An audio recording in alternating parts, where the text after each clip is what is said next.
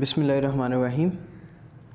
Mechanics हमारे पास एक book है इंट्रोडक्शन टू मैकेनिक्स क्यूके गोरे की, उसका चैप्टर है मूवमेंट्स का। तो आज हम मूवमेंट्स को पढ़ेंगे। सबसे पहले मैं मूवमेंट्स बता दूं आपको, ये नोट्स हैं, आप इसको देख लीजिएगा। उसके अलावा मैं मूवमेंट्स को बता देता हूं। बेसिकली मूवमेंट होती क्या है? मूवमेंट बेसिकली होती है टॉर्क, जस्ट लाइक जैसे कि टॉर्क जो होता है वो किसी रोटेशन की वजह से किसी बॉडी के अंदर, यानी कि rotation force into perpendicular distance होता है। Same as it is mechanics में हमारे पास ये होती है मूवमेंट। ठीक है, इसमें वही फोर्स एक्ट कर रही होती है और उसका परपेंडिकुलर डिस्टेंस होता है।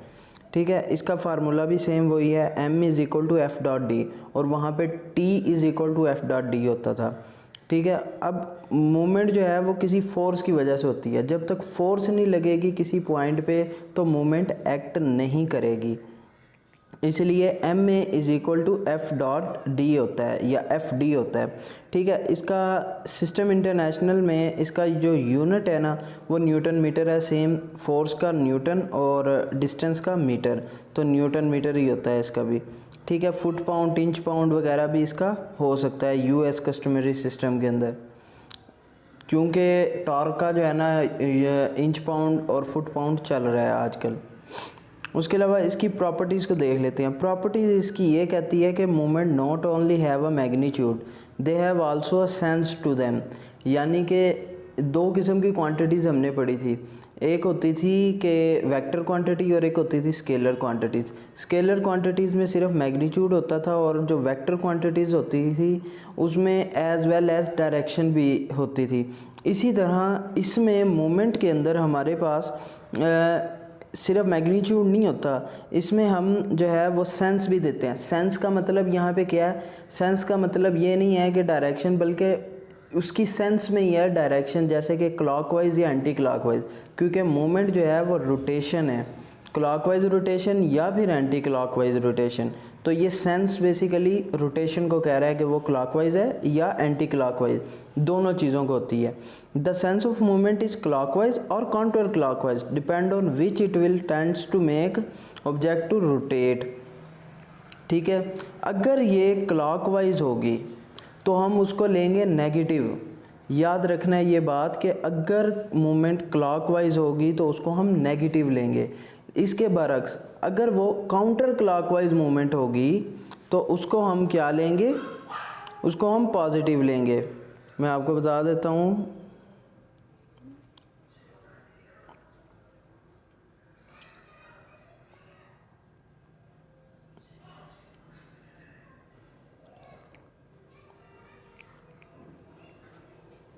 थोड़ा सा मैं इस पर आपको समझा देता हूँ कि बेसिकली मैं बात क्या करना चाह रहा हूँ कि ये हमारे पास एक क्लॉक होता है ऐसे, सॉरी,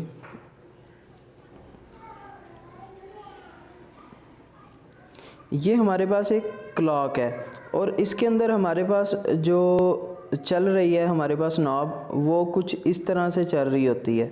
ठीक है, ये क्लॉकवाइज मूवमेंट है।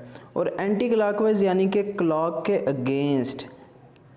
ठीक है, अगर क्लॉकवाइज होगी तो हम नेगेटिव लेंगे। ठीक है, और अगर एंटी क्लॉकवाइज होगी तो हम उसको पॉजिटिव ले लेंगे। आगे चलते हैं। The sense of movement defined by the direction it is acting on the axis can be found using right hand rule. ठीक है, राइट हैंड रूल आपको पता है कि किसी भी फोर्स में अगर हम राइट हैंड को अपने लें ना तो उसको ऐसे फिस्ट को क्लोज करें तो थंब जिस साइड पे पॉइंट कर रहा होता है उसकी डायरेक्शन उस साइड पे होती है। यानी कि अगर वो मूवमेंट एंटी क्लॉकवाइज अगर मूव कर रही है तो जो फोर्स है, अगर हम थंब को सीधा रखें तो फोर्स जो एक्ट कर रही होती है ना वो ऊपर की तरफ कर रही होती है। इसके बरक्स अगर वो क्लॉकवाइज एक्ट कर रही है तो वो डाउनवर्ड एक्ट कर रही होती है। क्लॉकवाइज डाउनवर्ड और एंटी क्लॉकवाइज अपवर्ड। ठीक है, इसके बाद एक एग्जांपल दी गई है, उसको देख लेते हैं कि इफ़ टू और दो फोर्सेस एक्ट कर रही हैं मूवमेंट्स, ठीक है, ऑब्जेक्ट के ऊपर, तो उनका टोटल मूवमेंट बताना है हमने। अभी आप देखिएगा इसके अंदर कि ये हमें फोर्स एक गिवन है और दूसरी ये फोर्स गिवन है। ठीक है, किस पॉइंट के अगेंस्ट हम मालूम कर रहे हैं? पॉइंट ए के अगेंस्ट। अगर हम पॉइंट ए के लिहाज से देखें तो ये फोर्स इस डायरेक्शन में एक्ट कर रही है, यानी कि ये हर पॉइंट पे ऐसे एक्ट करेगी, फिर ऐसे एक्ट करेगी, फिर ऐसे, यानी कि ये क्लॉकवाइज एक्ट कर रही है। ठीक है, एक मूवमेंट तो होगी क्लॉकवाइज और दूसरी मूवमेंट ये एक्ट कर रही है इस पॉइंट के अगेंस्ट, यानी कि ये कुछ इस तरह से एक्ट कर रही है। ठीक है, ये वाली मूवमेंट एक्ट कर रही है कुछ इस तरह से और ये मूवमेंट एक्ट कर रही है कुछ इस तरह से। तो हमने क्या करना है कि हमने क्लॉकवाइज मूवमेंट को लेंगे नेगेटिव और इसको लेंगे पॉजिटिव। तो कर लेते हैं सोल्व। कितना डिस्टेंस है ए से? ए पॉइंट के अगेंस्ट हम कर रहे हैं 5 मीटर और डिस्टेंस कितने हैं? हमारे पास फोर्स कितनी है? 3 newton. 5 into 3 is equal to 15, लेकिन ये क्लॉकवाइज है इसलिए हम इसको लेंगे नेगेटिव 15। ठीक है, उसके बाद ए वाली, ए के अगेंस्ट हमने एक और मूवमेंट जो है ना वो एक्ट कर रही है दूसरी। लेट्स सपोज इसका जो डिस्टेंस है वो भी 3 है, 3 मीटर ए से। तो ये जो फोर्स एक्ट कर रही है काउंटर क्लॉकवाइज, ये हम लेंगे पॉजिटिव। तो ये पॉजिटिव लेने के साथ हमारे पास क्या आएगा? ये आ जाएगा +15। ठीक हो गया। तो काउंटर क्लॉकवाइज को हमने लेना है पॉजिटिव और क्लॉकवाइज को हमने लेना है नेगेटिव।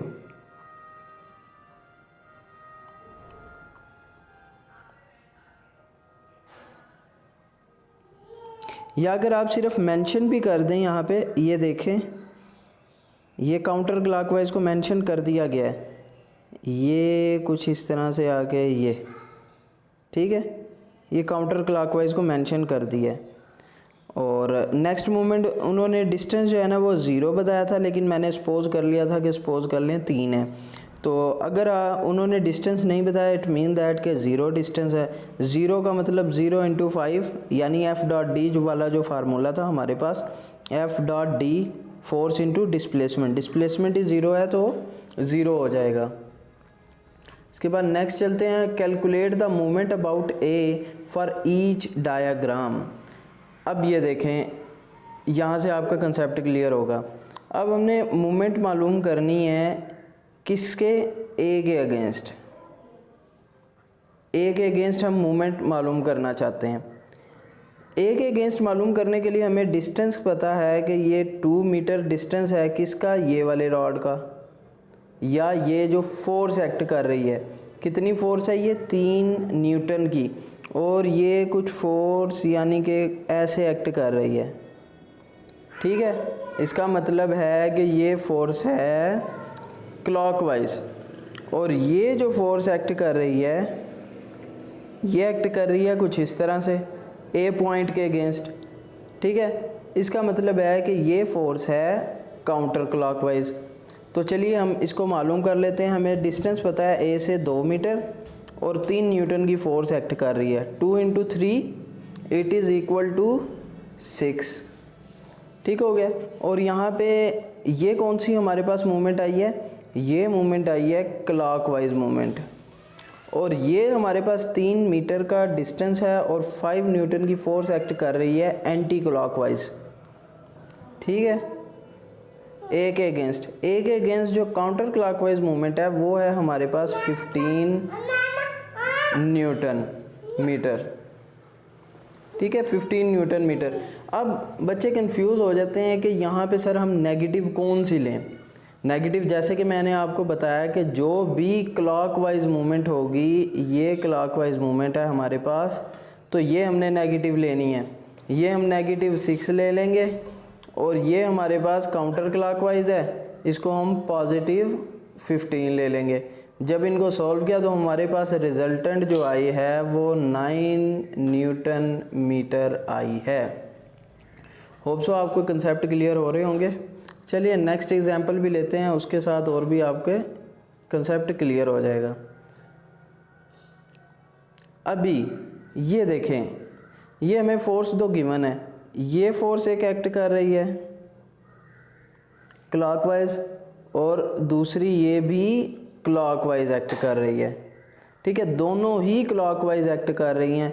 इसका मतलब है कि इसमें हम माइनस नहीं करेंगे दोनों के, दोनों ऐड हो जाएंगी, दोनों सेम है।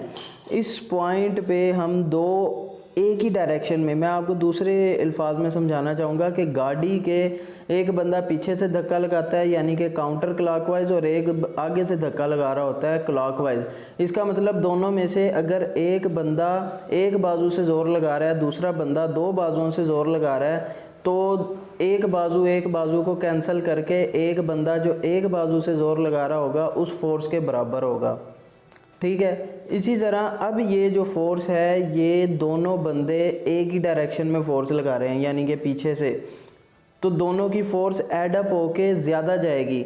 ये देखें दोनों सेम डायरेक्शन में उसको घुमाने की कोशिश कर रहे हैं, ये भी उसको सेम डायरेक्शन में घुमाने की कोशिश कर रहा है, इसका मतलब दोनों ऐड हो जाएंगी। तो हम मालूम कर लेते हैं, हमारे पास आ गई है कि 6 मीटर इंटू 2, 6 इंटू 2 हमारे पास 12 प्लस 4 इंटू 1 4, तो 4 प्लस 12 इज इक्वल टू 16, ठीक हो गया। ये 16 हमारे पास आंसर भी आ गया। अब चलिए नेक्स्ट वीडियो में मैं बात करूंगा कि नॉन परपेंडिकुलर फोर्सेस जब एक्ट कर रही होती हैं, यानी कि ऐसी फोर्सेस जो परपेंडिकुलर ना हो, फिर हम उसको कैसे निकालेंगे। मेरे साथ जुड़े रहिएगा। अल्लाह हाफिज़।